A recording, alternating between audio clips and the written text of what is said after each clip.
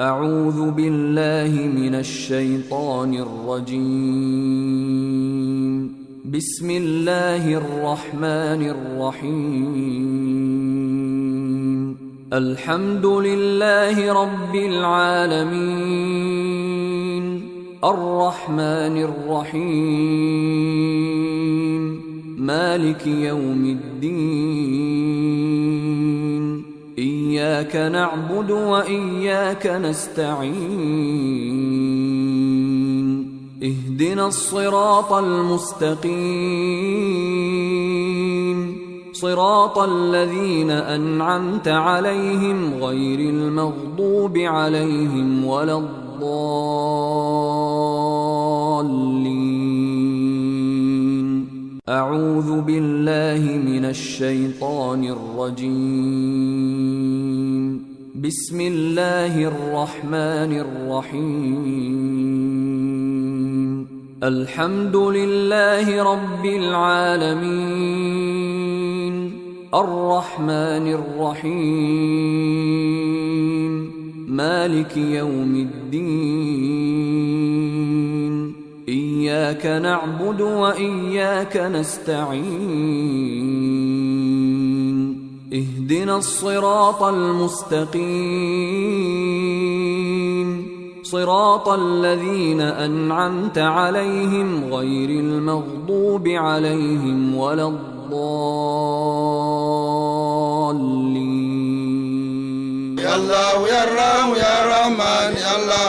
mo yanta sonna imariyo ma yedankene ya alaman sayato kana sika kuto mun sotota ya Allah ya Allah ya Rahman ya Allah ya Allah ya Allah ya Rahman ya Allah mo yanta sonna imariyo ma yedankene ya alaman sayato kana sika kuto mun sotota ero tulolo kawandila min kumata kane tuloka sikumala mun nafawata kubo murundi imariyo kankana batu saya Yesu dia enaje dalibe sukita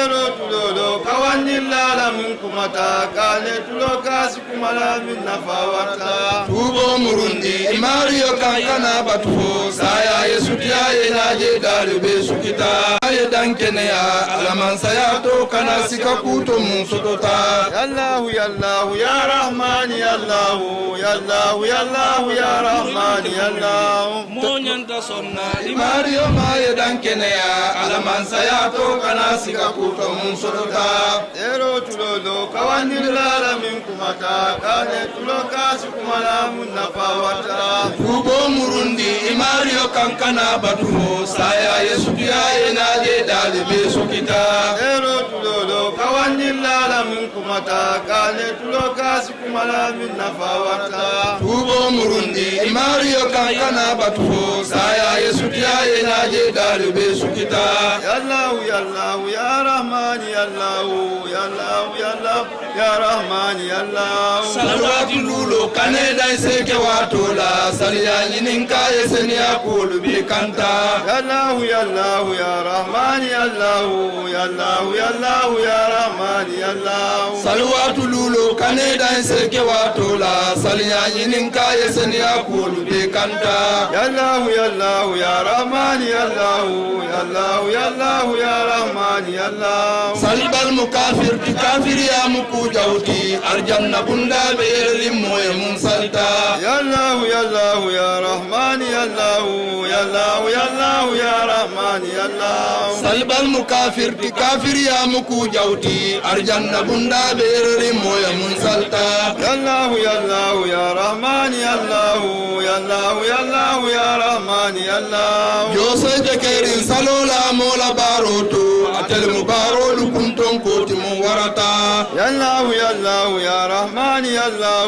ya Allah ya Allah ya Rahman ya Allah Jose jekerin salola mola baroto atel mubarolu kunton koti mu warata ya الله يا الله يا رحمن يا الله يا الله يا الله يا رحمن يا الله وليت الدنيا من بركو سمو كسنو من سلوك كناجك مولا من فلتا يا الله يا الله يا رحمن يا الله يا الله يا الله يا رحمن يا الله وليت الدنيا من بركو سمو كسنو من سلوك كناجك مولا من فلتا يا الله يا الله يا رحمن يا الله يا الله يا الله يا رحمن يا الله كيدن وليلا ونمو بالكو بتبا نان سلوتا تننا ولنا فاسوتا يا الله يا الله يا رحمن يا الله يا الله يا الله يا رحمن يا الله كيدن وليلا ونمو بالكو بتبا نان سلوتا تننا ولنا فاسوتا يا الله يا الله يا رحمن يا الله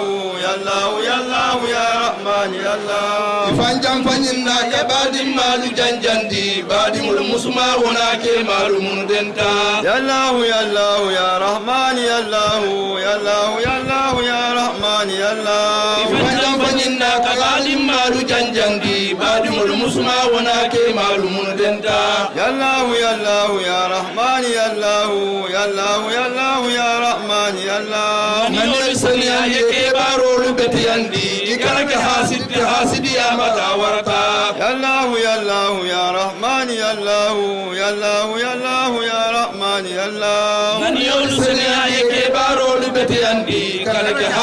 حاسد يا متى ورتا يا الله يا الله يا رحمن يا الله يا الله يا الله يا رحمن يا الله كانك سنتي فانجام فاندي جينولا جينو مكوجاو تجنبو بادو مورتا يا الله يا الله يا رحمن يا الله يا الله يا الله يا رحمن يا الله كانك سنتي فانجام فاندي جينولا جينو مكوجاو تجنبو بادو مورتا يا الله يا الله يا رحمن يا الله يا الله يا الله يا رحمن يا الله نسير فيولو دولوني يمبني نيوندول والمانك من كنتي موفندو يمكستا يا الله يا الله يا رحمن يا الله يا الله يا الله يا رحمن يا الله نسير فيولو دولوني يمبني نيوندول والمانك من كنتي موفندو يمكستا يا الله يا الله يا رحمن يا الله يا الله يا الله يا رحمن يا الله فانجم فإنا يبادي مالو جنجندي بادي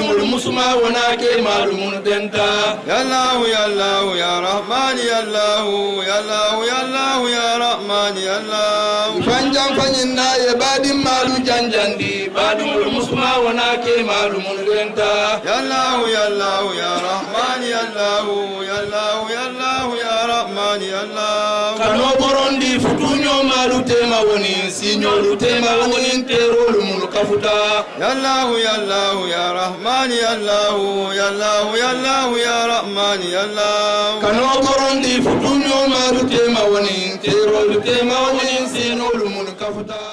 أعوذ بالله من الشيطان الرجيم. Je me présente, je m'appelle Salimou Karamba Diaby. Je suis le fils et le petit-fils de Cheikh Al-Hadji Mohamed Fodé Diaby, décédé en 1980. Donc, je présente la famille Cheikh Mohamed Fodé Diaby. C'était l'occasion de notre ziara annuelle. Cette année, c'est la 6e édition. Cette ziara qui s'organise à Paris, qui réunit tous les membres de la famille de Cheikh Al-Hadji Mohamed Fodé Diaby et frères. Donc les fils et les petits-fils et les filles et les petites-filles de la famille, tout le monde se réunit à l'occasion de cette cérémonie religieuse qu'on organise chaque année à Paris. Cette année, c'est la 6e édition. Donc, Cheikh Mohamed Fodé, il fut un grand homme. Il est né à Touba, dans la République de Guinée, mais il a fait tous ses études. Après, il est parti au Sénégal, il s'est installé au Sénégal. C'est là où il a fait tous ses études, c'est là où il a créé un dara. Il a créé un dara avec les talibés. C'est là-bas aussi qu'il a écrit beaucoup de livres parce qu'il fut un grand écrivain. Il a écrit beaucoup de livres dans la religion, sur le charia, sur la littérature arabe, et ainsi de suite. Il fut aussi un grand homme au Sénégal. À son époque, il fut un moufti au Sénégal. tous les chefs religieux du Sénégal de son époque, tout le monde le connaissait, et même ils l'ont élu le Mufti du Sénégal. Donc c'est cet homme qu'on fait la ziara ici à Paris. Donc tous les descendants, les petits-fils et les fils et les petites filles et filles se réunissent ici à Paris à cette occasion. Donc cette année, on a choisi le thème le mariage, l'importance du mariage dans la religion et le rôle du mari dans le foyer religieux et le rôle de la femme aussi dans le foyer religieux et les droits qu'on doit assumer pour les hommes dans le foyer religieux et les droits aussi pour les femmes dans le foyer religieux. ñu fi daje tey mooy suñ maam Alhaji Mouhamed Fodé Diaby Gassama ku nga xam ne mu génn àdduna 1980 donc depuis bu mu génn àdduna taawam bi moo nekk xalif ci suñ famille bi moom mu ngi toog ni taslima au Sénégal donc suñ maam boobu ko seeti yu fi nekk ak doomam bi ak setaat yi yu nekk à Paris dañu faral di daje chaque année ñu def ziyaara pour moom ak rakam ak magam yu faatu ak doomam yu faatu donc occasion boobu moo ñu réunir fii à Paris ñu defal ko ziyaara ren mooy suñu 6e édition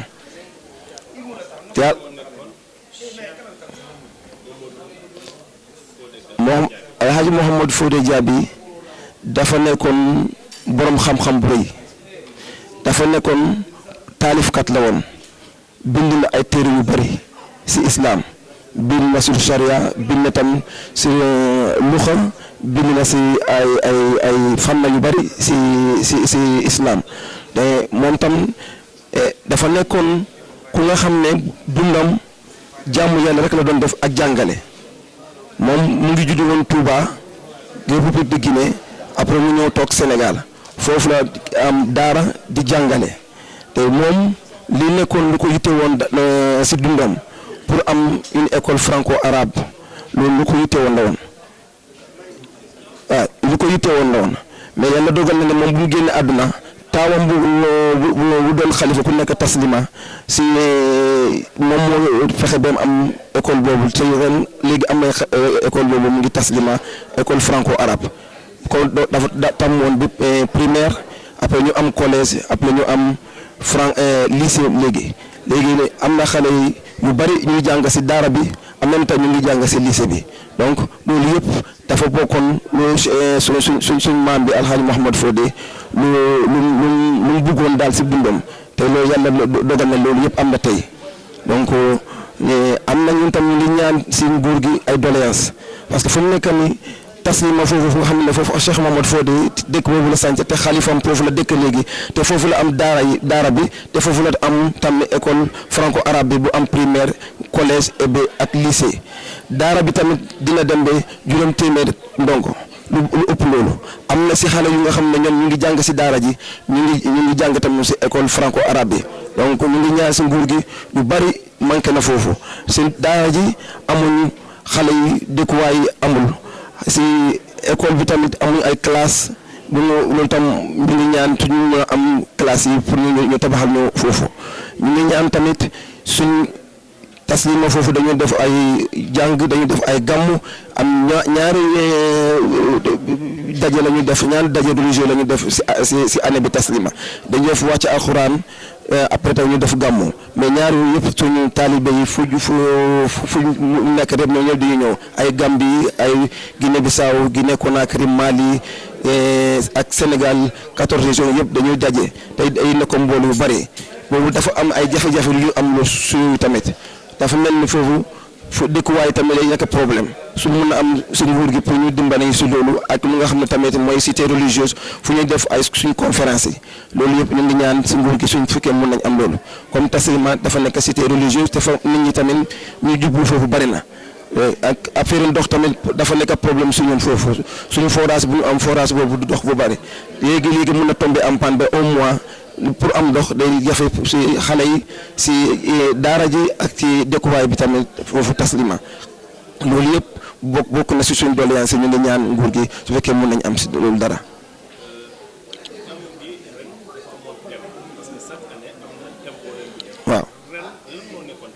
waaw ren suñu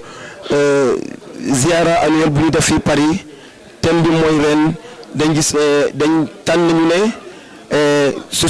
si religion bi ñu tànn sëy lu am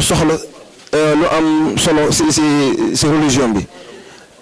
góor ak jigéen suñ sëyee góor lan mooy wàllam si sëy jigéen lan mooy wàllam si sëy si loolu lañ def conférence ren te ñu wane tamit ne sëy lu am importance si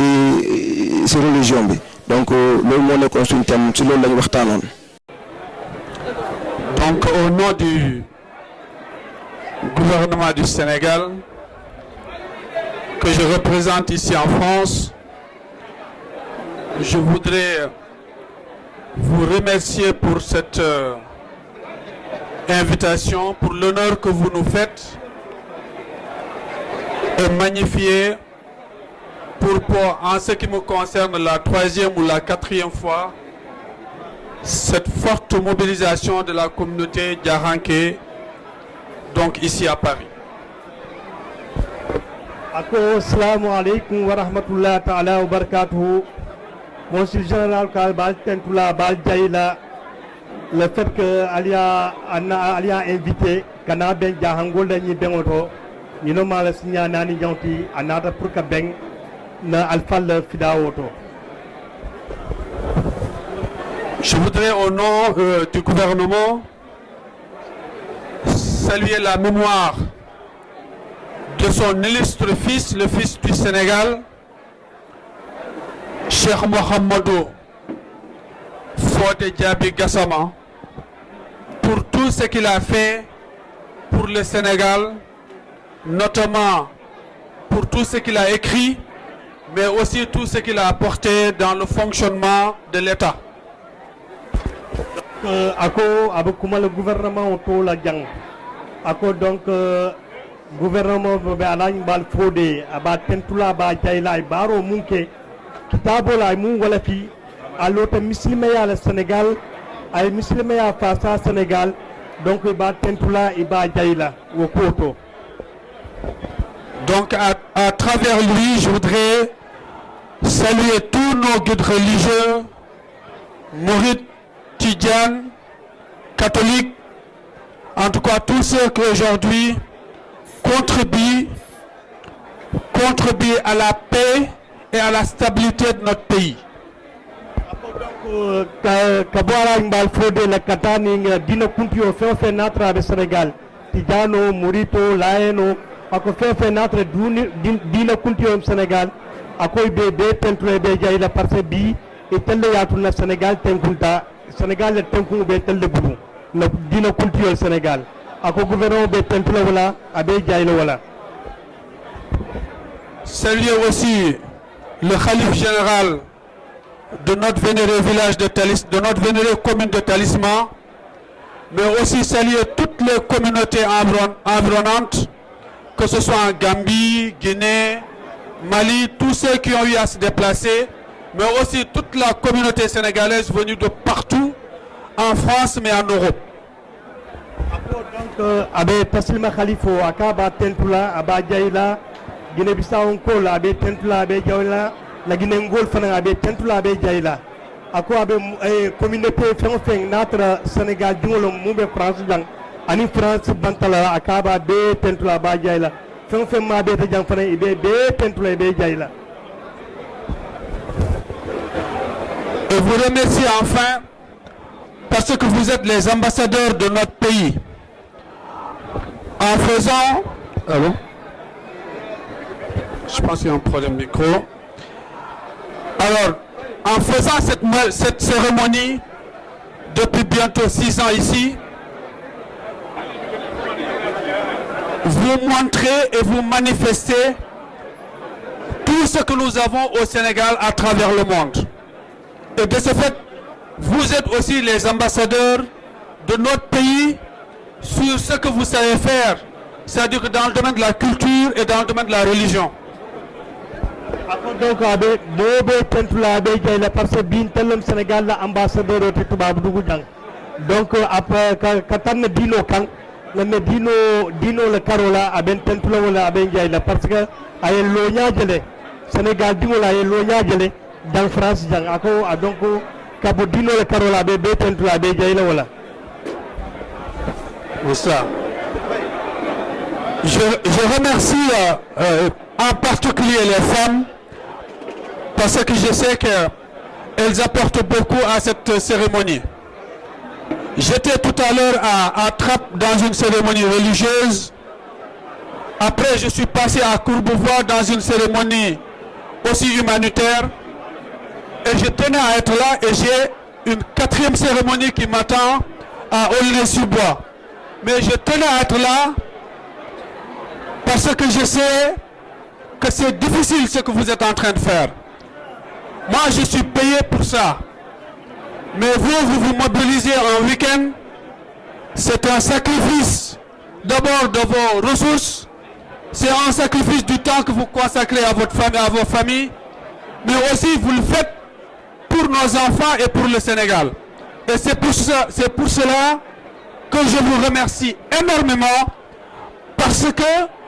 on ne peut pas nous vous payer. Et c'est le grand Dieu, le bon Dieu, qui, Inch'Allah, vous le rétribuera. Et je le dis souvent, notre islam, l'islam, donc suffit, que ce soit le Sénégal et les autres pays environnants,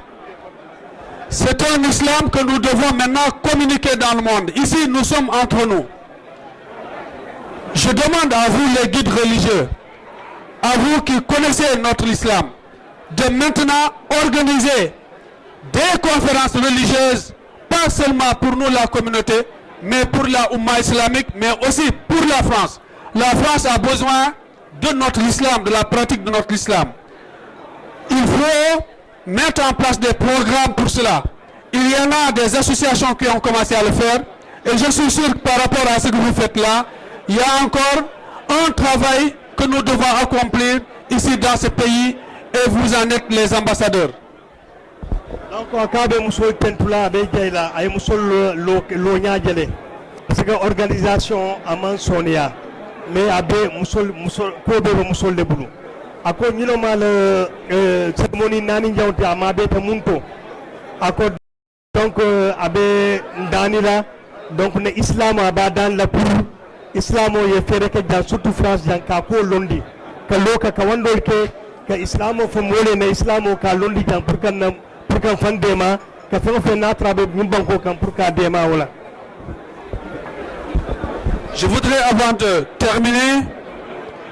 vous passer une information et j'aurais souhaité votre appui. À partir du 11 octobre, Inch'Allah, on va lancer ce qu'on appelle une carte consulaire avec une police d'assurance qui s'appelle rapatriement de corps. Ce projet unique est fait pour la communauté sénégalaise.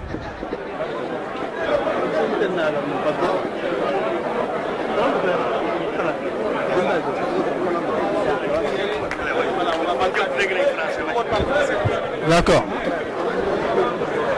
Alors je voudrais vous passer cette information. C'est pour la carte consulaire. Vous avez tous vos passeports et vos cartes d'identité nationale et vos cartes d'électeurs, la plupart d'entre vous. Mais la carte consulaire,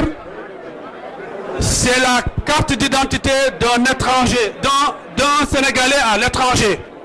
Nous tous, nous devons avoir cette carte d'identité.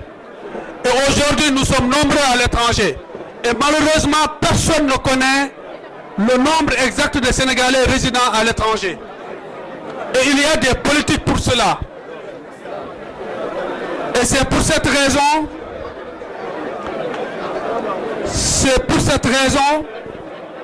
que nous avons voulu mettre en place cette carte consulaire biométrique avec une police d'assurance de 40 € par personne et par an pour le rapatriement de corps. Et si la personne a une famille, notamment des enfants de moins de 18 ans, cette assurance, elle peut couvrir jusqu'à 4 enfants.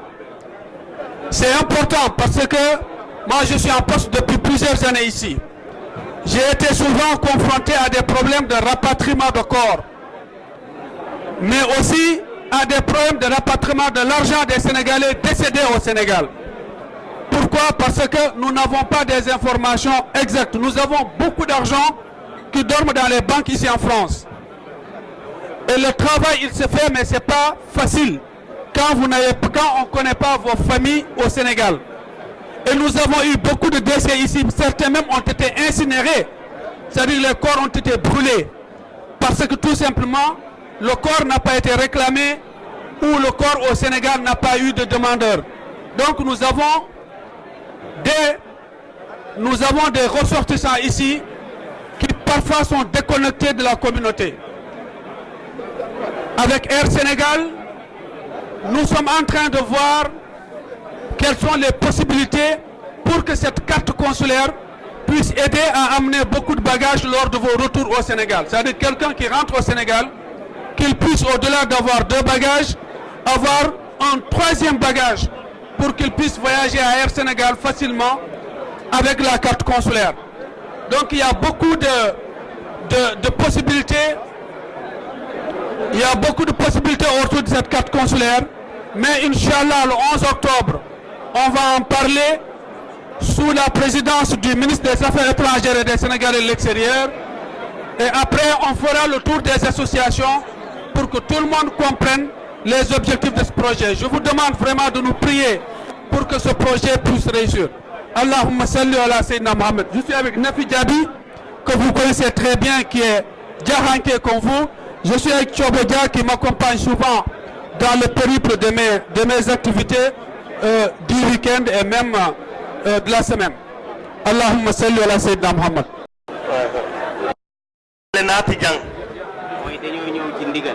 Akoy naata ndigalol la ye bulana ne pour kana ma be jang waaw ndigal li nag sëñ Serigne Fanta Madi ako sëñ Cheikh Fanta Madi sëñ Fallou Dinké ako le tel bulana pour na ma be duwato jang moo ñu jox ndigal li ako wole bulana pour na ma be duwato te ñun buñ nekkee Touba akoy tel ni be Touba ci màggalu Kazu Rajab bu sëñ Fallou ako Kazu Rajab sëñ Fallou la magalo dañuy gis yéen akoy ka gelen telu nse mabeje te da ngeen di ñëw ak délégation bu ako ni délégation ba wala se mabeje moo tax sëñ bi ako laatu na moro barki démb la ñibbi ako kunu ko la sagita Sénégal bi ko soy bu ooyee ako kabri soy bu yakili dafa fekk ne jël biyem ba pare ako yatrana e bieta foka ban donc mu ne tuta toog akate sino la moo tax mu ne ñu ako yatunna nañ ko fi taxawal ako pole atuna etel buana priena mabe ato yala jang donc ñun ñi jógee kër Sëñ Touba bi ako etel bonne Serigne Touba yale am na ñoo xam ne sax ñu ci yoon yi dañoo exégu ako tolbe silo kan wal mo futana folo waaye ako me ndigal loolu moo ñu fi indi ako wali keteles ina jan sababu wala ye bulanan ne te di leen siyaare comme niñ ko defee woon daaw ako comme ya kenu sawo santam bilali ka ke ñaani wolam kanaka mabe ka mol ziar te di leen dékku ñaan ngeen ñaanal ako ibal dan la duwala false doyen ndax xam nañ ñi ngeen defanteeg Sëñ Fall ako parce que ya lon ani Serigne Fallou ye ko ani Serigne Fallou ye ko mundu ñonto tali wolon ne xaw naa métti nag ako parce que kumo man sonia ndax kàddu yi moom waajuñ ko woon te dëgg-dëgg bett nañu ako vraiment ako ay ima préparé vraiment ako selte kan ne wali atunna waaye comme ndigal la rek ako comme ndigalolom dron donc il faut ñu am luñ ci wax ako foye kuma kan foje dron bu ñaalom donc foye kuma kan sore ba mum falaje waaye liñ ciy wax daal mooy di leen gërëm di leen sant ako vraiment ibe mo tentule be njayla te di nuyu tamit suñu conseil bi fi nekk ako ibe ko silo mum ma be ta jang iba konton na iba jayla ndax moom fu ñu dem fekk ko akoy tata dawda eni consilo se benje kon mu ngi dox li ko indi ako vraiment be Sénégal représenté kan janne mu ngi koy ñaanal wër gu yaram aka fanan consilo be duwala e sima ya bani jaade kende yala di ñaanal mboolem ñi fi teew ñëpp ako fefe natra ma be te jaybe duwala be sima yani jade kendi ala wér gu yaram ak gudd fan ako sima ya ba ani jade kendi ya fefe be ni salo ko be duwala e wala te di leen yëgal ne sëñ bi daal fi nekkoon ako ka funya ko natra moro fo bi jang ni mu ko defee daaw noonu la koy ako salo sa ka ke nyama fole binala ta délégation bulala waaw métti na ko trop nag waaye vraiment ka ko yaadi min baake mais anu ko mun pente wala ya tunna noonu la ko yàlla tuddee ako fala alkito ko munna jom buga tambi wala waaw kaddu yi nag moom xaw naa gudd waaye ngeen jéggal ñu ko rek ako vraiment ko be hakatala parce que kuma kaw jam fatal bismillahir rahmanir rahim alhamdulillah wassalatu wassalamu ala sayyidina wan nabiyina muhammadin wa ala alihi wa sahbihi ajma'in misilime jamamu me be kalbe konton alfal toyala monkata cheikh alhaji sidiya jabi khalif général de taslima kal konton adohol toyala monu be nomori salo nyin kolo biri Sénégal talu fokata bula futa tuba adohol mun be jang ana dingolu kal konton ibe toyala jama kilita ko munna mbota wala do kala saye wala mo alquran karawati alquran karanta kunya warula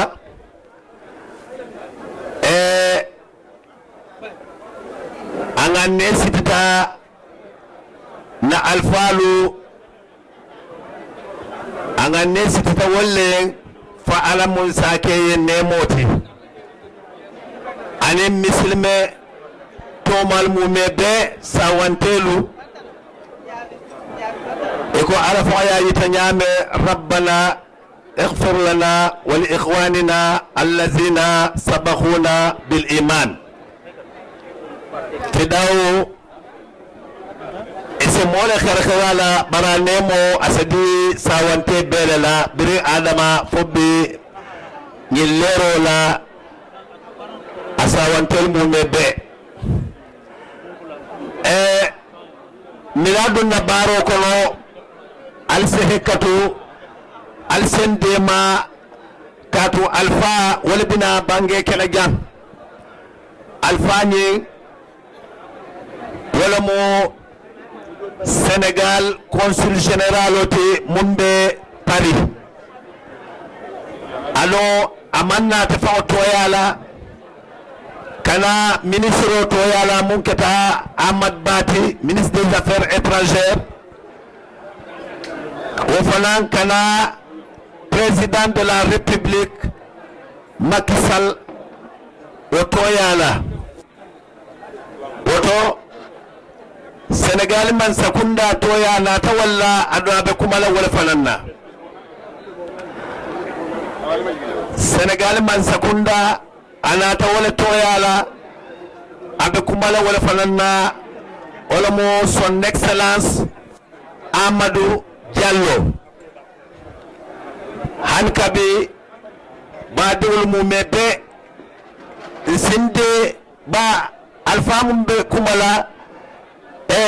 télévision le bigang Sénégal la télévision bigang mun keta TFM dunia bele ka jube woto nyantale na alhalo mu yalo nabeta mol fon salon kafo na bewo aketa bennete mu yalo abetiar